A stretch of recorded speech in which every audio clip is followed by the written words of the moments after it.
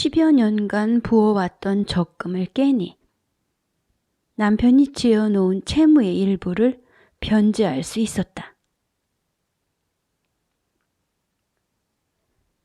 천복은 일자리를 구했고 버는 돈의 대부분이 남은 채무를 갚는 데 들어갔다. 제가 빌려 쓴 것이 아닌 돈을 갚으면서도 억울하지 않았다.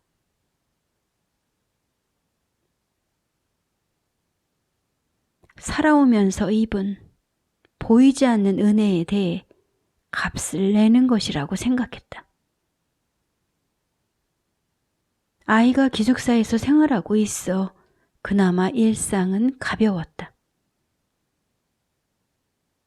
쉬는 날의 천복은 전에 일했던 곳의 부군을 찾아가 보았다. 지인이나 친구가 없었으므로 그냥 혼자 발 닿는 대로 가본 것이었다. 건물 3층으로 올라가 보니 그 사이 교회는 없어지고 피아노 학원도 비어 있었다. 2층으로 내려간 천복은 보습학원 바깥 복도에 서 있었다.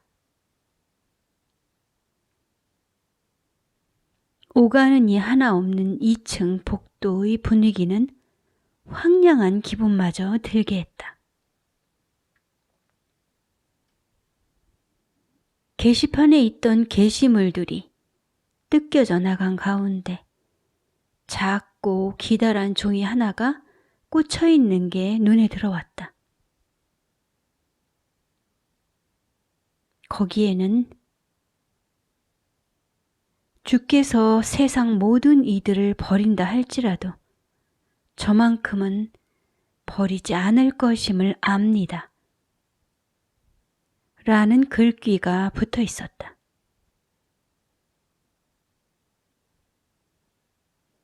글귀의 주인이 교회에 나가는 사람이었는가 보았다.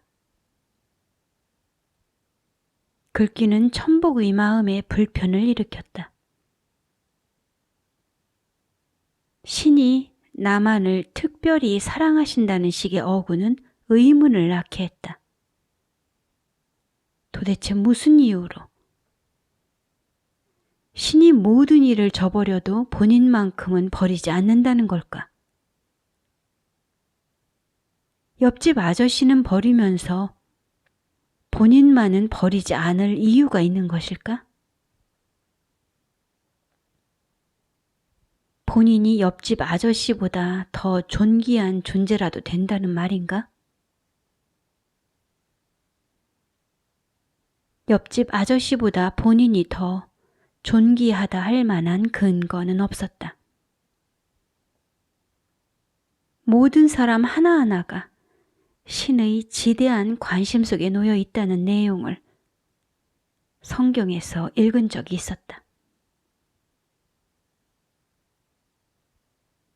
그 사람의 머리카락 개수까지 낱낱이 세고 계시다는 신의 통찰에 대해 분명히 표현해 놓은 구절이 성경 안에 있었다.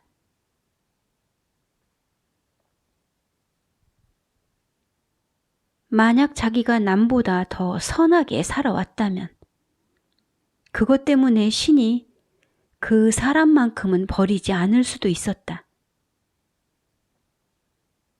하지만 본인이 남보다 더 선하게 살아왔다는 생각에도 근거는 없었다. 다른 사람보다 본인이 더 선하게 살았다는 생각은 자기 생각일 뿐이었다. 그런 생각은 자기애에 갇힌 사람들이 만들어낸 자기식의 믿음에 지나지 않았다.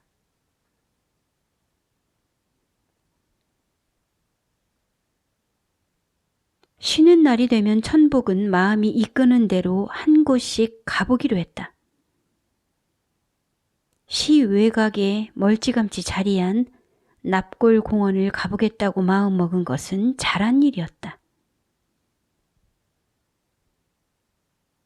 명절이 아니어서 그런지 그곳은 사람들이 뜸했고 공기는 잔잔했다. 가족이나 지인의 유고를 봉안한 입장이 아니었으므로 덜커덕 안으로 들어가기가 겸연쩍었다.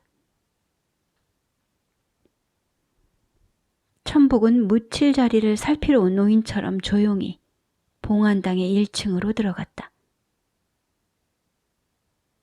납골함을 둘러보니 대개 나이가 많은 사람들의 것이었다. 납골함 중 하나를 선택하여 그 앞에 서보았다. 납골함의 가족이 때마침 나타나면 어쩌나 마음을 졸이며 함에 붙어있는 이름과 생애를 읽어보았다. 분골로 들어가 있는 사람의 나이가 천복과 같았다. 같은 나이인데 누구는 죽었고 누군가는 살아있었다.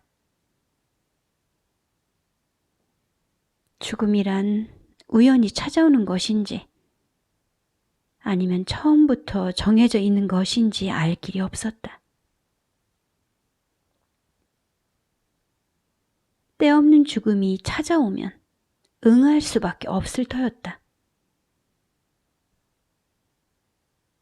봉안당의 2층을 둘러보기 위해 계단을 이용할까, 엘리베이터를 타고 가야 할까 망설이고 있는데 천복의 등 뒤로 2사람이 지나갔다.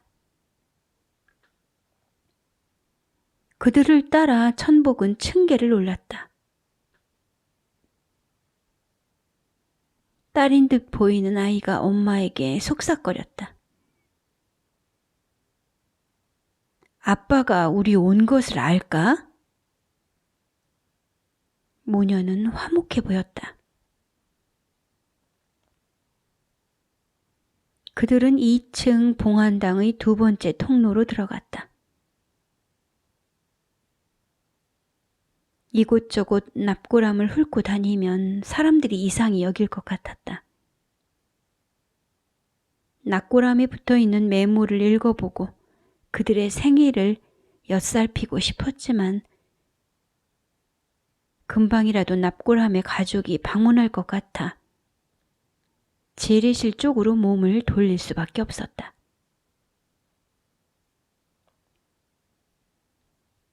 천복은 비어있는 2개의 재래실을 지나갔다. 이어 3번째 재래실이 나타났다. 재래실에 사람이 있었다. 산발을 한 머리가 바닥에 꽂힌 채 움직이지 않았다.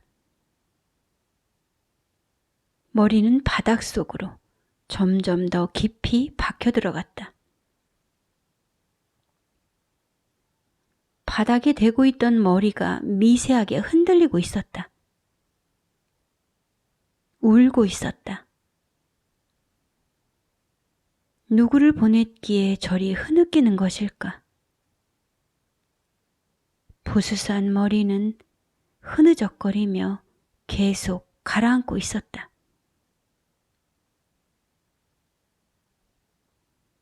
봉안실의 3층으로 가는 대신 천복은 유택동산을 택했다. 걸어 올라가던 중 정자 모양으로 지은 건축물이 보였다. 그곳으로 들어갔다. 단 위에 대리석으로 된 뚜껑이 있었다. 분골이 들어가는 곳이었다. 조금 더 걸어 올라가자 산골터가 나왔다. 분골들은 연도별로 묻혀 있었다. 천복은 문득 얼마 전 텔레비전에서 보았던 사람이 떠올랐다. 그는 천복과 비슷한 연령대였고 천복이 집을 나온 시기와 엇비슷한 때에 그도 집을 나온 것 같았다. 30년가량을 홀로 살아왔던 그는 죽는 순간조차 혼자였는가 보았다. 텔레비전의 기자는 그의 분골이 유택동산으로 간 사실을 알리고 있었다. 한데 죽은 이에게 연고자들이 있었다. 죽은 이가 집을 나간 후 연고자들은 한 번도 그에게서 연락을 받은 적도 얼굴을 본 적도 없다고 밝혔다. 결혼한 적이 없었던 그에게는 자식도 없었다. 이 일을 했던 곳에 전화번호라든지 1억으로 알게 된 사람의 연락처 따위가 전혀 존재하지 않았다. 휴대폰에 저장된 것이라고는 음식을 시켜 먹던 중국집의 전화번호가 다였다. 관계가 또 다른 관계를 만들어낼 수 있는 법이었다. 처음부터 연고자 없이 살았던 그는 여타의 연고를 만들지 못하고 계속 혼자 살아온 것이었다.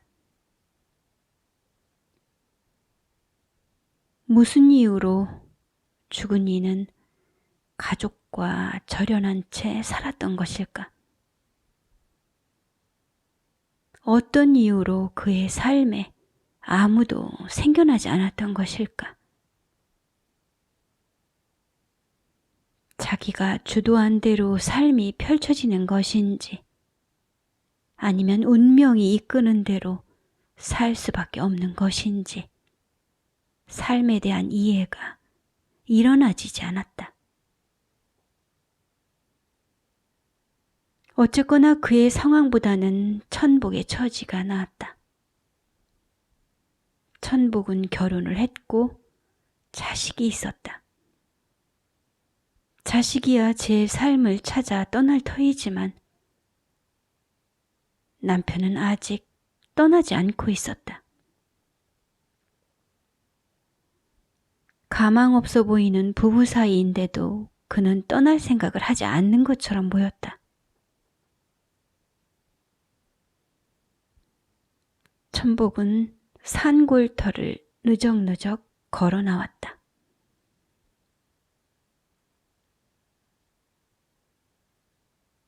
다시 휴일을 맞았다. 호국기념관 쪽문 쪽에 있는 슈퍼에서 천복이 소주 한 병을 샀다. 검정색 봉지에 소주병을 돌돌 말아 가방에 넣었다. 사람들이 많이 다니는 길로 가지 않고 우회로를 택해 숲으로 들어섰다. 숲길을 한참 걷다가 추모의 자리로 내려갔다. 호국 영령이 모인다는 둥그런 상징물 근처에서 천복이 소주병을 땄다. 종이컵에 소주를 따라 상징물 위에 올렸다. 애국지사들을 각별히 흠모한 적은 없었다. 그들을 추모하기 위해 그곳을 찾은 것도 아니었다. 그저 자기에게 주어진 시간을 열렬히 살다 간 그들에게 건배를 올리고 싶었다.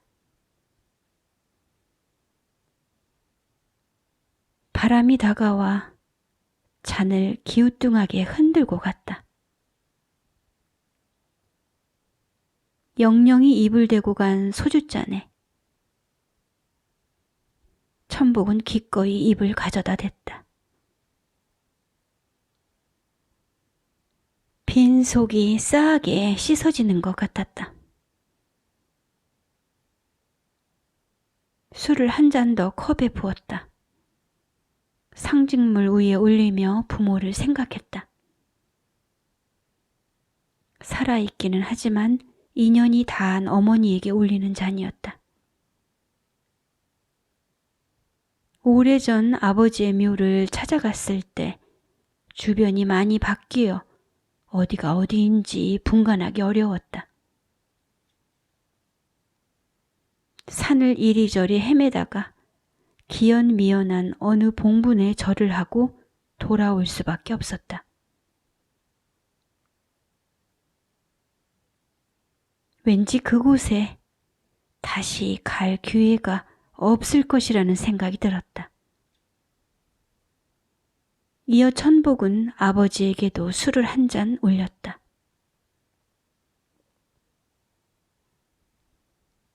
잠시 앉아있던 천복이 마지막 잔을 컵에 따랐다. 온달이 된 자신에게 주는 잔이었다. 개구리 우는 소리가 들려왔다. 영영의 숲에서 나와 소리를 따라갔다.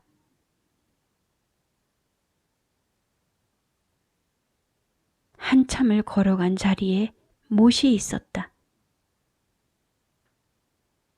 개구리가 까놓은 알들이 뭉텅이 져 못 아래에 잠겨 있는 게 보였다. 아직 2월인데 생명들은 벌써 일어나고 있었다.